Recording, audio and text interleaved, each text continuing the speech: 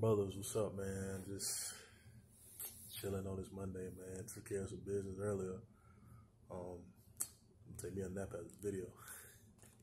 I'm tired as hell, man. It's like I'm trying to grind, but ain't nobody else struggling like listening to their body sometimes, man. It's like you want to keep going, but it's like, fuck it. Anyway, I'm just getting right to the video. The title or the premise of this video is going to be Crying Wolf Leads to Crocodile Tears. And some of y'all may be wondering, like, what do you mean by crying wolf leading to crocodile tears?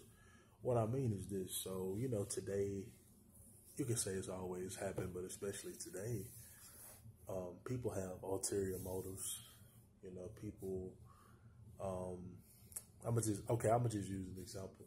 Okay, so Meek Mill had an album or dropped an album recently, right? My fault. I should have. It don't matter. My bad. I was trying to do something. But yeah, so Meek Mill dropped an album recently, right? And the album cover, for those who've seen it, is like,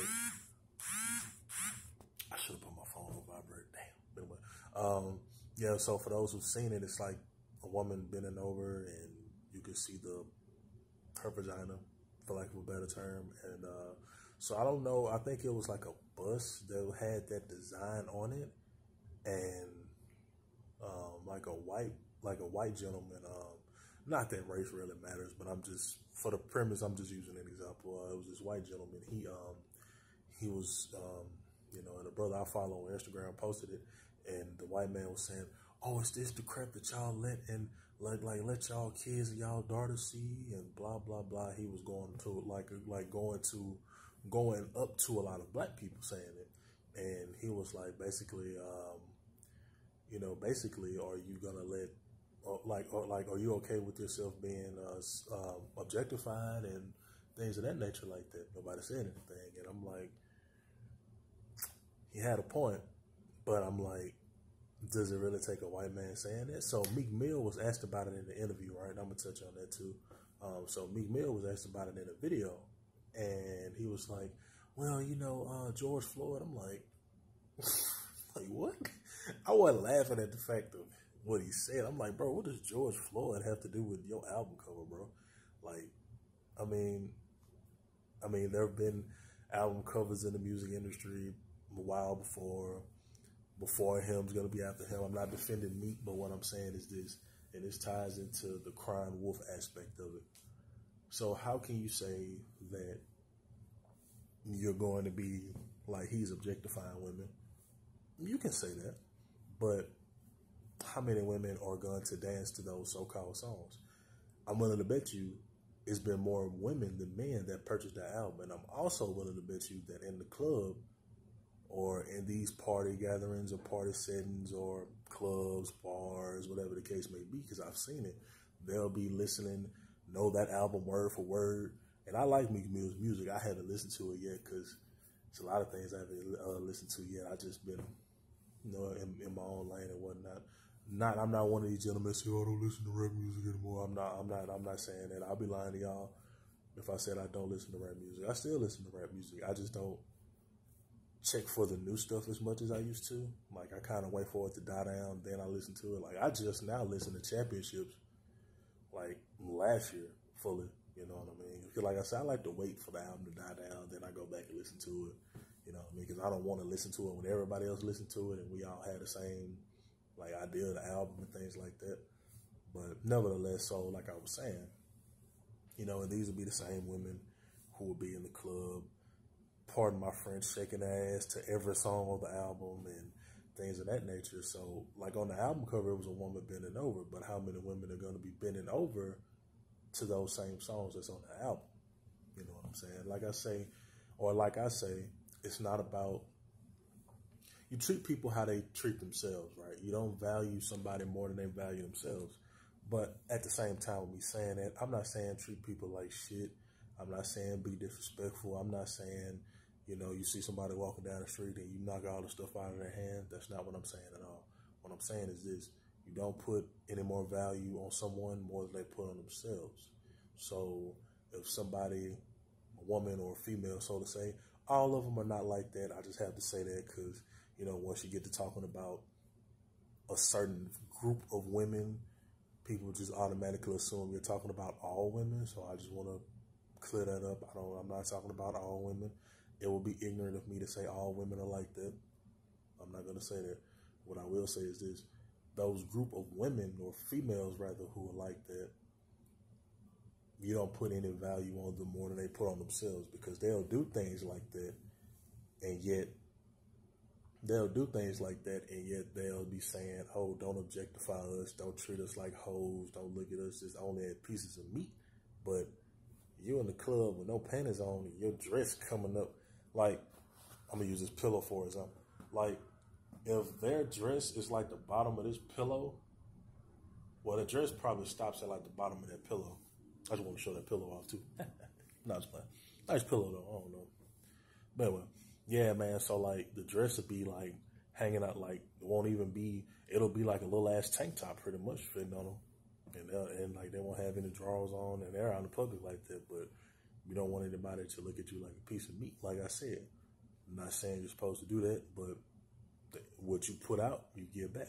So if you put out this energy of you being a quote unquote bad bitch, or you being what's this other term they like using, like alpha female and all that crazy shit. You know what I'm saying? Hey, you get shit like that. Like I say, I'm not saying that a man talking to you any kind of way is right, but I mean, you're giving him permission to do that. On the flip side of that, it's like a man saying that, oh, I can't find a good woman and blah, blah, blah. But I'm like, well, where are you going to look for these women? First and foremost, why are you looking for a woman? I mean, you just naturally let a woman come to you. Like, why are you on the prowl, so to say? It may sound funny, but why are you on the prowl for a woman? You know what I'm saying? Like, why are you doing that? You know? And why are you going to bars? Why are you going to clubs? Why are you looking for love in the wrong places? Truth be told, I never heard another man say this, so I'll say it. You're really giving that woman permission to disrespect you. You know what I'm saying? And that ties into and I brought up the Meek Mill, that Meek Mill album cover interview or whatever, because of what Meek Mill said. I'm like, okay, all you had to do was strictly talk about the album cover or the reaction to the album cover. Like, what does George Floyd have to do with that album cover? You see what I'm saying? And then another thing too, it's like, I'm gonna just say this too.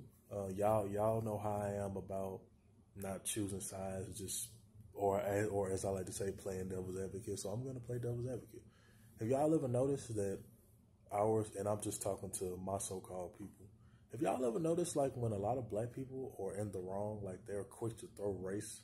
You know what I'm saying? And this ties into the crying wolf aspect of it. So, like, Meek Mill, for example, he brought up George Floyd. Now, why did he bring up George Floyd? Because he knows that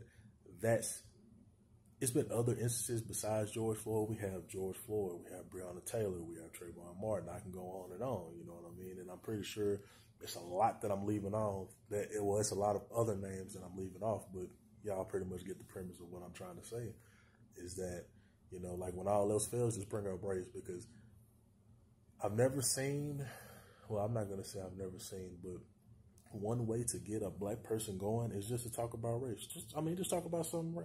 Just talk about a black person getting killed by a white cop or a non-black person, or talk about them getting killed by a cop, or talk about racism in general. Talk about slavery. Talk about the civil rights movement, quote unquote, and all that shit. And the reason I put that in quotes, that's another topic for another day.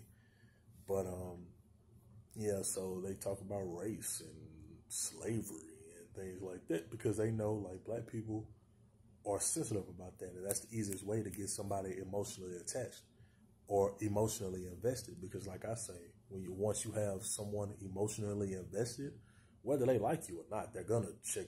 They're gonna listen to your content. You know what I mean, and whatever the case may be, or if you have a platform that you monetize off of, they're gonna check it out just for the simple fact that you have them emotionally invested. Whether they like it, whether they hate it, whether they love you, whether they hate you, they're gonna tune in. They're gonna listen to you. They're gonna listen to you regardless. And the more people that you have that are emotionally invested, your numbers go up. And the more your numbers go up, the money does that.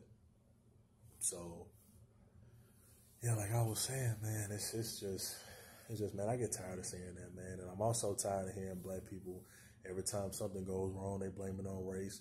Now, with that being said, I know somebody going to say, well, hold up, CEO. Are you saying that racism doesn't exist? I'm not saying that. Racism does exist. It always will exist. Truth be told, unfortunately, it always will. You know what I mean? I mean, we all, they're ignorant people from every demographic, you know. So with that being said, racism will always be here, but just because you go through something, it's not because you're black. Or just because somebody doesn't see eye to eye with you, it has nothing to do with racism.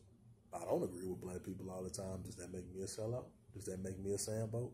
Not an Uncle Tom. Like I said, Uncle Tom is the incorrect. But anyway, another topic for another day. But, yeah, just because I don't agree with a lot of black people, does that make me a sellout? Does that mean I hate my people? Does that mean that my skin is my sin and all this other shit people be saying? Now, I'm like, man, y'all really teaching people to be victims mentally, honestly. Because it's like, okay, how can you say, I'm like, do you really, okay, how can you say that, oh, we're like, our skin is our sin and blah, blah, blah. I'm like, do y'all even know our history? I'm like, if you knew your history, you wouldn't even be saying that my skin is my sin shit.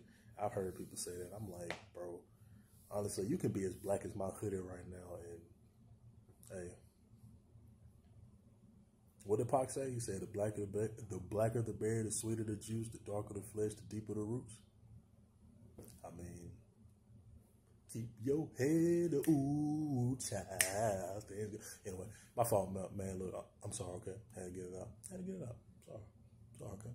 Sorry. But nevertheless, man, on a serious note, so the whole crying wolf aspect, because that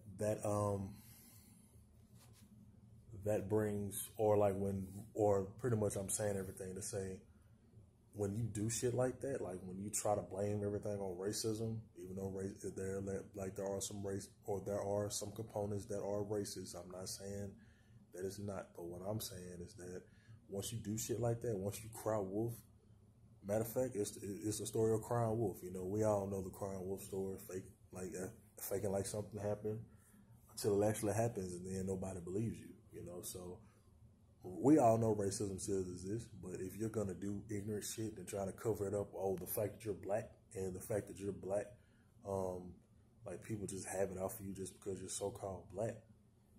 I mean, then when that shit actually happens, nobody's going to want to listen to you because like, okay, dude, enough is enough. We don't want to hear that shit. But nevertheless, man, I just wanted to make a quick video talking about that.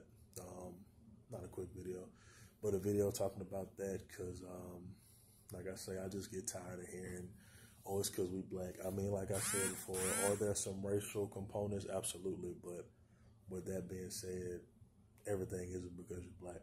I mean, there is some accountability that needs to be, you know what I mean? Like, there is some accountability that belongs in that, you know what I'm saying? Because if you just blame everything on racism, that's a victim mentality.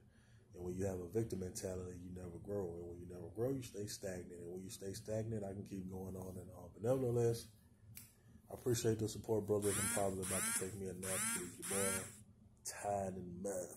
So, anyway, like I say, I appreciate the love and support. I'll probably make another video. I don't know about what yet, but we'll see, man. And I also appreciate the love I've been getting on my Don't Let Your Past Trauma Cloud Your Future video. Y'all really like that, man. Like I said, I appreciate it, bro. I appreciate the love and support. I'm about to lay my black ass down. I'm tired of fuck. Oh, shit. Nevertheless, man, y'all brothers be easy, man.